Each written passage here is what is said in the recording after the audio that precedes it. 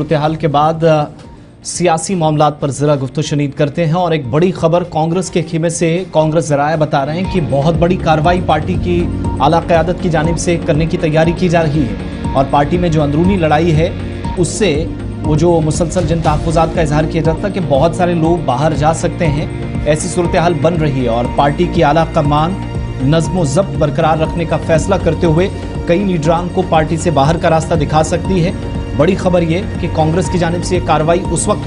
हो सकती है जब पिछले दिनों आपको याद होगा कि कांग्रेस के कुछ लीडरान की जानिब से जम्मू कश्मीर से जिनका ताल्लुक था, बाद में उनको लेकर कहा गया कि ये कांग्रेस पार्टी के नहीं हैं। अरकान की जानिब से मुख्तलिफ किस्म के बयानात आए, लेकिन पार्टी हाईकमान किसी भी तरीके से इनडिसिप्लिन पार्टी के अंदर जो लोग क्रिएट करते हैं उनको बख्शने के लिए तैयार नहीं हैं। ये साफ कर दिया गया है। कुछ ऐसे लोग जिनको खुद साख्ता जिला सदर बताया जाता है, 1 दर्जन से ज्यादा कांग्रेस पार्टी के जो वर्कर्स हैं जिन पर पार्टी मुखालिफ सरगर्मियों में मुलव्वस होने का इल्जाम है, कार्रवाई का सामना करना पड़ सकता है क्योंकि पार्टी हाईकमान किसी भी कीमत पर पार्टी जराये के मुताबिक नज़्म व ज़ब्त जो बरकरार रखने का फैसला उसके साथ कोई समझौता नहीं होगा। पार्टी के बावसूख जराये इस बात की तस्दीक कर रहे हैं कि जम्मू कश्मीर में सीनियर लीडरान की तरफ से नुमाइंदगी हासिल करने के बाद कांग्रेस हाईकमान ने इन लोगों के खिलाफ मिसाली कार्रवाई करने का फैसला किया है, जिन्होंने जम्मू कश्मीर कांग्रेस के सरबराह तारिक हमीद कर्रा और ऑल इंडिया कांग्रेस कमेटी के जनरल सेक्रेटरी गुलाम अहमद मीर के खिलाफ गुज़श्ता दिनों एक मुहिम का आगाज किया, उनके खिलाफ आवाज़ें बुलंद की और कांग्रेस के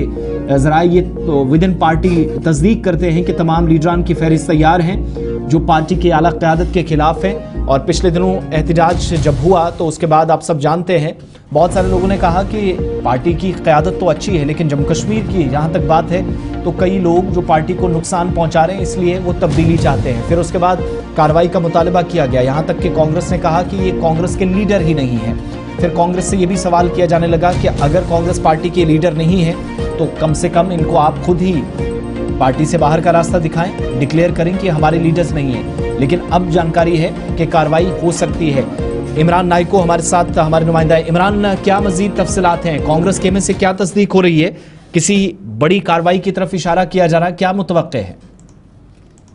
देखिए, पिछले तकरीबन 15-20 दिन से हम देख रहे हैं कि पार्टी में इस तरीके का खलफशार पाया जा रहा है और खासकर जिस तरह से हमने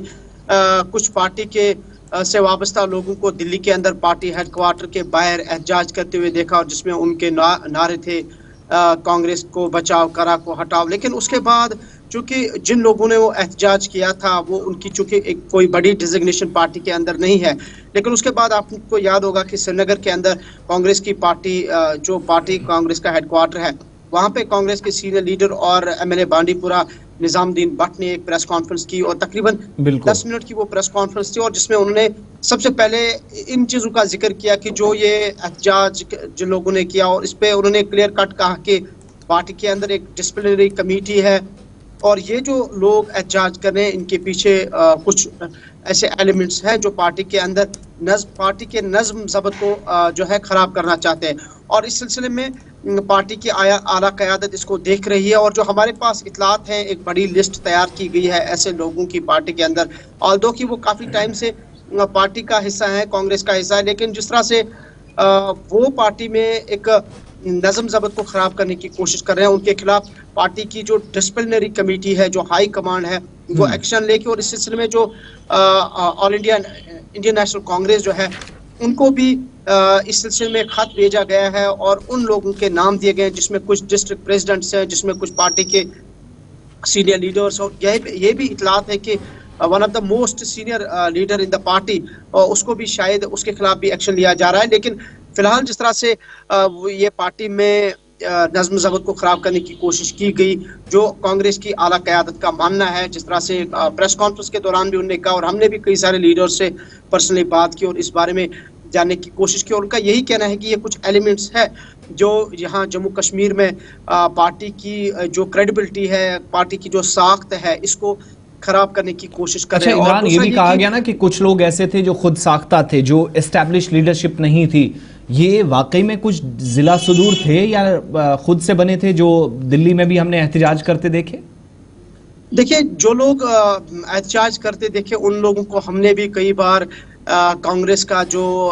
फ्लैग है वो हाथ में थमाते हुए देखा। कई बार प्रेस कॉन्फ्रेंस के दौरान भी वो सीनियर लीडर्स के सामने बैठे थे। इलेक्शन के दौरान भी हमने उनको कांग्रेस में पाया, लेकिन